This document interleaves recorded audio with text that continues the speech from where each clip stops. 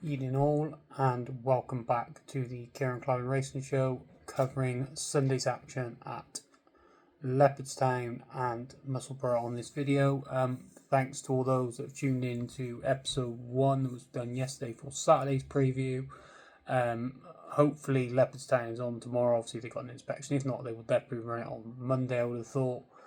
Hopefully it's on tomorrow, but we still obviously out at Sandown and Musselburgh tomorrow, so there's a couple of decent cards there. But this video will go through all of Leopardstown, all of Musselburgh, and then have the best bets come out at the end of the video. So start off at Leopardstown in the 12:40, the mare's handicap hurdle over 2 miles 2 furlongs, and the one I like in here is Andrian for Ted Walsh. Currently best price 8-1. This 4-year-old has got very good form in the book in juvenile hurdles this season, finishing third to Monstute first time up. Obviously, Narciso Haas was in second that day, and then was second to Narciso Haas at Leopardstown over Christmas. Decent form now, comes into a handicap in against his own sex on handicap day, and I think she's very likeable here at 8-1, and is a definite each way play in the race. Then on to the 110, the novice chase over 2 miles 5 furlongs, where final demand is a very short price, 2-5. But I'm going to be taking him on. I know he's going to have his conditions and everything else like that, and he may get an easy enough lead, especially with the horses that are in this field. I'm going to take him on. I'm going to take him on with Gordon Elliott's Western Fold at 15-2. Won the Galway Plate middle of the season. I can't believe he's still a novice. Very unsurprising the way their rules work over there, but he is still a novice. Won the Galway Plate, beating won very nicely that day. Then went to Gorham Park, where he beat Affordale Fury. Obviously, Affordale Fury's come out since and won the Savills Chase, so that form is strong. And then was third last time out to Envoy Allen at Down Royal, which is no mean feat. Obviously, Envoy Allen loves it round Down Royal at the start of the season, and he was a good third there. Western Fold hasn't been seen since, been freshened up for this, where a lot of Gordons have. Gordon has sent plenty of horses to this meeting this year, unlike normal years where he doesn't send very many. Potentially looking at winning that Trainers' Championship or getting at least plenty of prize money. He's got a decent team here. I actually fancy plenty on this card tomorrow on Sunday as well. But yeah, Western Fold.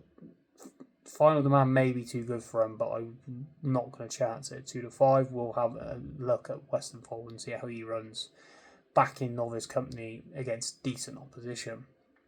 The 140, the novice hurdle, the Tatterstall's novices hurdle over 2 miles, the Supreme Trial probably is the best way of looking at this, and I fancy another one of Elliott's in Ballyfad.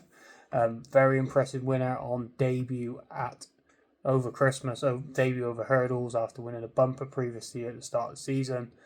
Did it very nicely, pulled well clear. The second, Leader Dallier, has come out and won very impressively at Punchestown on Monday, so the form looks strong, and I just think he's overlooked here. You've got Talk the Talk, you've got King Rascal Grey in here. King Rascal Grey was very impressive up at Limerick, don't take me wrong, and the form of that is obviously standing up as well. But I just think Ballyfad, the way he went through the race, he was very, very impressive, and on only his first start over hurdles as well. I know King Rascal Grey was on his first start over hurdles as well. But I just visually impressed with Ballyfad, and I think he could take a step forward. And 3-1 is a very nice price to look at for this novice hurdle. The 210, the Dublin Chase over 2 miles 1 furlong. And it's going to take a lot of getting this 2 miles 1 furlong, especially the clip. I imagine they will go with Solness in the race. Obviously, the winner of the race last year from the front. But I don't think he's going to have the conditions to suit him here. And I'm going to take a swing at one, and he's one of my old favourites. And it's found a 50 at 12-1 again for the Elliott stable. Was fourth in that Down Royal race that I mentioned earlier behind Western Fold and Envoy Allen. He's won at Navan after that, beating Dino Blues, come out and won after that since, and then managed to floor Masborough at Cork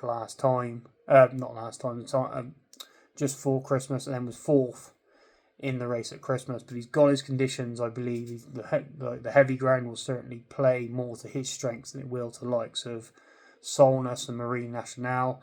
Couldn't back Madgeborough. I just think his jumping's just all over the shop. Couldn't fancy him with anything close to 6-4, so no way in a million years. I'd rather take Fan 50. We know his jumping's decent, and I think he's got decent chance of going close here, especially the way the conditions are in 12-1. This is a very reasonable price for him. The 245, the handicap chase over 2 miles 5 furlongs, and we're going to sing from the same hymn sheet another Elliott horse that I fancy, De Capo. 18-1, best price, won very nicely at Punchestown last time out, beating High Class Hero. Over 3 miles, form looks unseated his rider last time over longer trip. I don't think he was getting home that day. I think he just got tired, and it was a tired fall at the end. Over 3 miles now, drops back to the 2.5 mile trip, which could see him go close. He's won at this festival previously as well. I think it was the 2.5 mile race that he won a couple of years ago as a novice, so definitely one to keep on side. 18-1, decent each way play for me. The 320, the Irish champion hurdle. Now, all eyes will be on Lossiemouth. Is she going to go and win this and then go on to win to the champion hurdle? I personally think she'll get beat on Sunday. I think Brighter Days Ahead will come on for her first run of the season over Christmas. And I think at 7-4, she's a decent prospect to go one step bigger. She obviously has been slightly less campaigned than she was last year. Obviously, by this stage last year, she didn't even come to the Dublin Racing Festival. She's running the Morgiana and was very impressive over Christmas, beating State Man both times.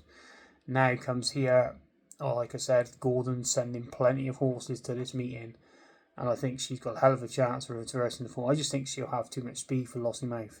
The quicker they go, the better it is for Brighter Days Ahead. And I know they've got Cashdale Lad in the race. I think he could be a bit of a sacrificial lamb and make this a bit of a speed test. I know the ground's going to be against them. It could play to Lossiemouth's strengths of more of a stay-in 2 mile race, but Brighter Days Ahead, I think, could run strong here and potentially derail the Lossiemouth champion hurdle dream that everybody wants, and then she will just go to the mare's hurdle and be a stupid price for that, as much as we want her to go to the champion hurdle. And obviously in this race last year, Lossiemouth fell when watching seagulls jumping hurdles, so anything can happen in racing, so we'll see how she gets on. But yeah, Brighter Days Ahead for me. The 352, the handicap hurdle, and it's the Willie Mullins trained Bunting, who will be partnered by Harry Cobden, as we saw in the jockey bookings earlier. Fourth return at Christmas, after a bit of a layoff. Should come on plenty for that. I thought he might have been saved for potential tilt at the Coral Cup or something like that down the line, but he's coming here instead. Which is good for me, because actually Storm Heart, who I put up for the Coral Cup, was meant to come here but wasn't declared. So clearly either there's something wrong there, or they're keeping him fresh for the Coral Cup, which is always nice. So hopefully, but yeah, Bunting for this race, I think he's going to run big at 12-1. I know Willie Mullins got plenty in there. Mercia looks another interesting handicap plot with Paul Townend booked. But the fact that Cobden's on this, I'd like to see this boy go close. And then the final race, the 427, or is it 422, the bumper, 2 mile bumper, where I like the favourite Celestial Tune for Tommy Cooper. Decent winner at Listowel and at the October meeting at Cheltenham. Won that very nicely, and hopefully she can come on for that and put her hat potentially in the ring for the champion bumper itself. And then moving on to Musselburgh, covering the card there, the 1255, we start off with the Scottish Supreme Novice Hurdle, and this should be easy peasy for Mossy Fen Road. Now I like Captain Hugo, I think he's a decent horse, but Mossy Fen Road has looked very impressive on both starts at Lingfield and Chepstow, and I think he will take another step forward and put his claims forward for the Supreme. Down the line, I think Harry Derham's got a very nice prospect on his hands here, and looks a definite Supreme candidate for sure. The 1-8-15 won't be getting involved, just a watching race, see how he gets on, but hopefully he runs a decent race. The 125, the novice handicap chase over 2 miles 4 furlongs, and I like Intense Approach here for John McConnell at 11-2. Was 5th at Galway. No, it was a winner, sorry, at Galway, and then 5th at Cheltenham in October. Did win at this meeting over hurdles last year, winning the 3 mile stayers hurdle on the Saturday, which obviously they've got Walk the Talk, who I fancy for tomorrow's race. So he won that race and won it very nicely, and I think he could take another step forward, and then potentially he could be maybe a Jack Richards type for the yard. We'll need one more run. No, won't need one more run because that'll be 3 runs. The Jack Richards will need 3.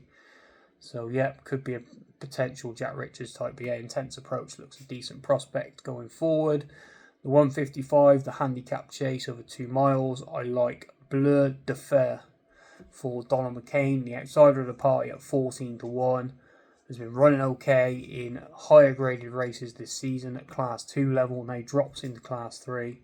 I just couldn't believe it. I know obviously previous connections with the Crawfords and this Mahir and Suede colours and the double green, but now runs for the 5 team, obviously the local owner, would love plenty of winners here. And I just think dropping in class, I thought he might have been a bit short price than this, and he's not. He's 14-1, so I'll take a bit of that, especially if it's that price on Sunday morning. And then I think he'll outrun them odds for sure. The 230, the handicap hurdle over 2 miles 3 furlongs. The horse I like in here is Summer Grounds for Nicky Richards, best price 11-2. Won over course and distance in last March, and then followed up at Ayr in April. Was a good effort at Sedgefield last time out, and I think he'll come on plenty for that. I'll be cherry ripe to run a decent race in what looks a very competitive handicap. I think he's well weighted to go close here for Nicky Richards. The 305, the Edinburgh National over the 3 miles and 7 furlongs, nearly 4 mile race. And Rock My Way for Joe Tizard is my selection. 5-2 favourite. Very nicely at Ascot last time, first time up this season. Needs to bounce back from a bit of a failed run in the Welsh National of only 8th that day. But I think he's got plenty in hand here. I know he's got to carry top weight and it could be a bit of a burden, but the further this horse goes, the better he is. Obviously decent form in the National Hunt Chase last season as well. I think he could go close here for the Tizards. 340 then, we have the 3 mile handicap hurdle, and I look Le Yarith for Rebecca Menzies, 7-1 currently best price, and the form moves very nicely. Was 3rd at Newbury behind Hated Colours in potential qualifier. Was then 3rd to Celeste Defence of Sam Thomas's in another potential qualifier, and then was 2nd at Cheltenham last time out behind Titan Discovery. I just think now he's 7-1. I think he's got a hell of an each way play here, especially if he runs to that sort of form. There's nothing in this race that's anywhere near got the level of that form. I think 7-1 is a hell of a price for this horse. I think he could go very, very close. And in the final race, the 4:15, the handicap hurdle over 3 miles. And I like Benefit Ben here for Alan Nicol. No prices as yet. Winner at Calso and here over fences. Was 2nd to Summer Grounds in March, and I just think that form looks decent. Obviously, if Summer Grounds goes on to win, then all well and good, and I think Benefit Ben could appreciate the step back to the smaller obstacles and hopefully will go close. Best bets for Sunday, we've got in the 12:40 Andrian. I think on handicap debut, I think she's got very, very good form in the book and has claims in the mare's handicap hurdle, the first race at Leopardstown. And the 3:52 Bunting in the handicap hurdle, I think he's got definite each way claims. And then 3 over at Musselburgh, you've got Summer Grounds in the handicap hurdle, all handicap hurdles. Summer Grounds handicap hurdle, the 2:30, the 3:40 Liarif or Lian, I can never pronounce it right, the Menzies horse. I think that'll probably be my nap of the day. I think that's got every chance. That form that he's got so far is just way above what everybody else has done in the race, and 7-1's far too big. And then Benefit Ben, the last at Musselburgh as well, will probably be another bet, sticking down the handicap hurdle route. I hope you all enjoyed that video. Please like and subscribe to the channel. Thanks again to all that have watched Saturday's video. I hope you all enjoy this one as well, and I hope we can have plenty of winners over the weekend. Hopefully Leopardstown is on. If not, I will produce a small video tomorrow night for just to reiterate the selections for Leopardstown, just so you don't have to watch the whole of the Saturday preview through again. But thanks again for listening, guys. I hope you all have a good weekend punting, and happy punting to you all.